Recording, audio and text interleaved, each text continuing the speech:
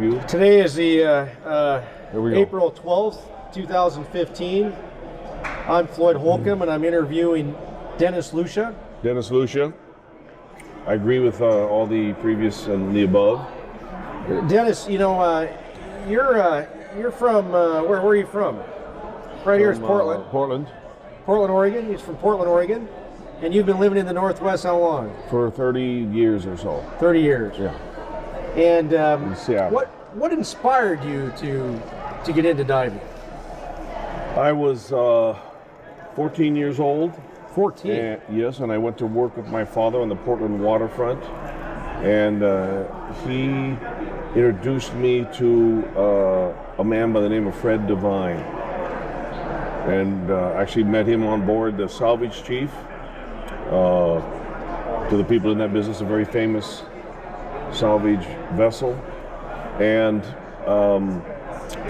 he became to a young man like John Wayne to me, and so that was my initial inspiration into diving. And it was your father that introduced you to Fred Devine then? Yes, yes.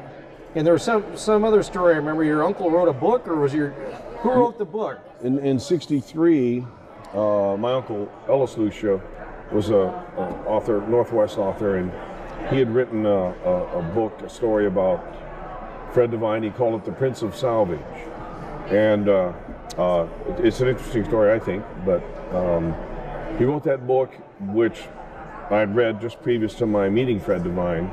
So I met what I consider a living legend, and then over the ensuing years, until Fred Devine passed away, I would stay in touch with him. And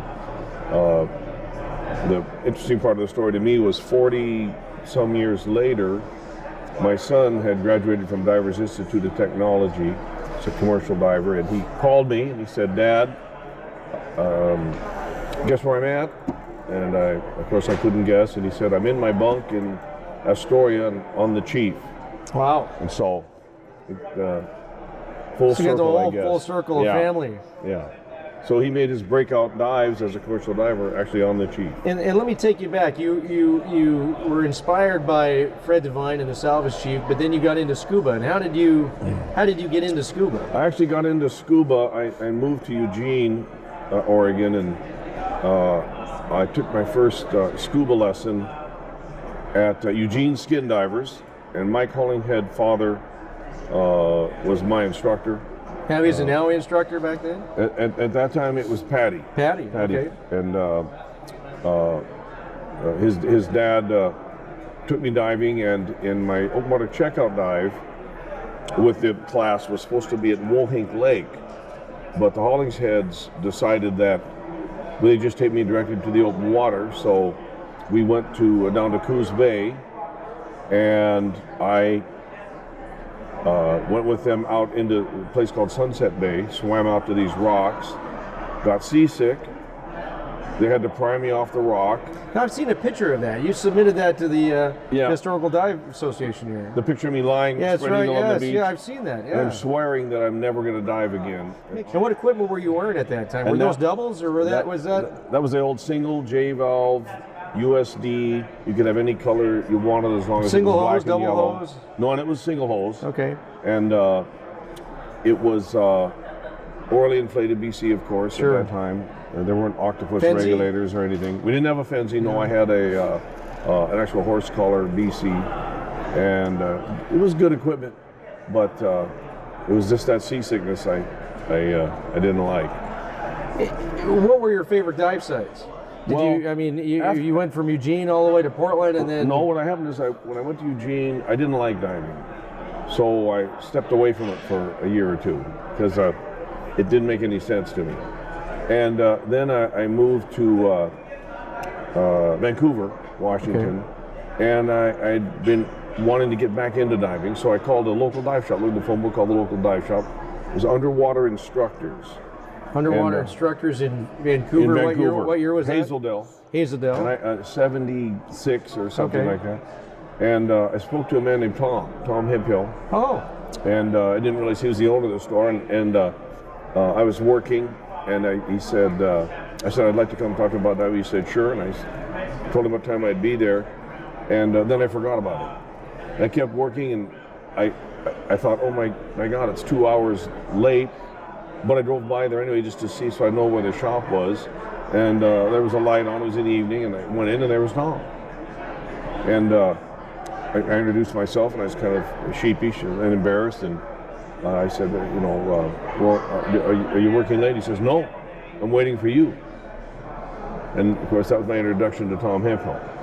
And then Tom actually became a mentor and quite an inspiration. And as a result of that, I got into diving leadership, assistant instructor, helping with the classes, and Tom's teaching and guidance just continued to inspire me to become an instructor. So you went from Eugene Skin Divers to Vancouver Scuba Instructors. Mm-hmm. Tom Hemphill became your mentor, and he got you involved in the leadership of NWDHA at that time. Yes. And you've basically been teaching and instructing ever since. Later on, after I worked for Tom for a while, and then I moved to Seattle. We stayed in close touch. While I was with Tom, we taught at 2 community colleges, 2 universities, and then we had a couple of health clubs. It was just a full-time teaching entourage of instructors. How many students do you think you trained in your career? I've trained 3,000 Native Americans in our current program, and I think before that, probably, and I lost track, but somewhere around another 3,000. So probably 6,000. That's incredible. Something like that. Incredible. Yeah. Any of those students that shined out, became well-known, or scientific divers? Or? Yes, yeah, there's a few. Digging up any of those names, the amazing part to me is that frequently now I will have their parents come for training. So now we're training the second generation, and that's kids and grandkids. That's it, exactly. Wow, yeah. That's incredible. Then let's see, a few years after that, I moved to Seattle. Then Tom told me to come to NWDHA headquarters because he wanted me to help out. So I had no idea why I was going, but I went. And that is when we started at that time he had created a position called business consultant, which there were none. Yeah. And so I came, didn't realize I was being interviewed by the director of NWDHA, the training director, and the executive director, and Tom. And of course they asked me what I thought I could do for the organization, and I told them I had no idea. So that was an interview that Tom actually took for me. Then I went to work for NWDHA for about 4 or 5 years. Wow. And during that time, the current sales manager, Mike Dunst, was hired as a business consultant. And so, yeah, it's just... it's been a pretty impressive family. Been fun. And during that time, I'm told that there used to be sponsorships of sea stories. Yes. You guys would get together. Yes. And tell us about the rules, the program of the Sea Stories. People would get ready for years for this, right? The Sea Story competition originated, the one we're speaking of, I don't know if there's others, but in Seattle. And it was a very serious event.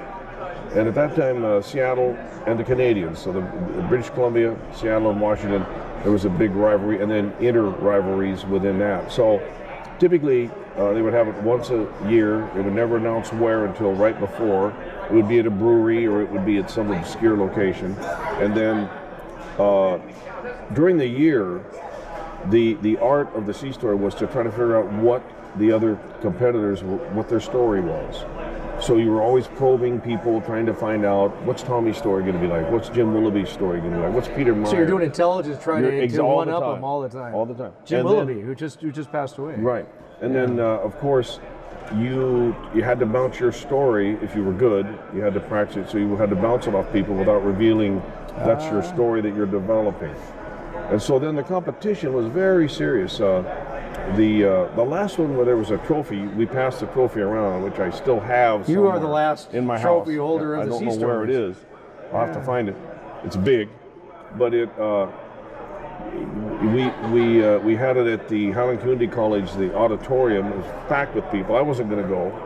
Tom came to my house, and I think it was Cavassier that it took to loosen up my inhibition, so I would tell my story.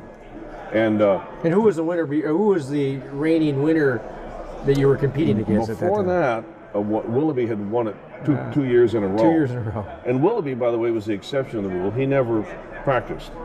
He just told the story of his last dive, and it was better than anything any of us made up. But there was a panel of judges. I mean, there was a stopwatch. You had precise 10 minutes to tell it. You had to say, you had to designate it was a sea story by saying, this is no shit, which of course, and then... how does it go? What was the first, how did you start off the sea story? The one that I won that year, I turned to the chalkboard and then I asked the judges, could we dim the lights? Now they had to confirm, because they didn't normally allow things like that to dim, and they decided, okay, so they dimmed the lights, and they put a spotlight on the old school chalkboard. And so I took a particular piece of chalk that I had that was squeaky, and I wrote 2 letters on the board. I-T. It. That was my story. And as I told my story to the crowd, slightly inebriated, which I'm sure made it much better, it was about something that I saw. And the story built up to that. And you started off, how did it. the sea story start off? It started off, I said, no, this is no shit. And which is designated, of course my lips are moving, so that designates that I'm about to tell a sea story. And there was a kernel of truth in the sea story, but the other rules are that you can't let the truth get in the way of a good sea story. So by the end of the story, I told the crowd that I wanted to reveal what it was I saw, because I felt that if I could unburden myself of that horror of what it was that I saw deep down in an orb of light, of green light, that then I would be able to go back and thoroughly enjoy diving. And everyone was on the edge of the seat. They wanted to hear what it was what that I had seen. And then I said, but in looking at the crowd tonight, I realized that I must carry this burden alone. For to share it with you all would possibly dampen some of your enthusiasm for diving. And so I'm going to, and that was what, I don't know if that's what won it for me or not, but it was a good one. And I hear there are people out there just chomping on the bit to have another one of these so they can take the trophy from you. It's very, have you held this trophy? So it's not enjoyable, the sea storytelling contest, because it's serious. It's very, but yeah, of course, I'll find it in my attic, wherever it is, and we'll bring it out and do it again.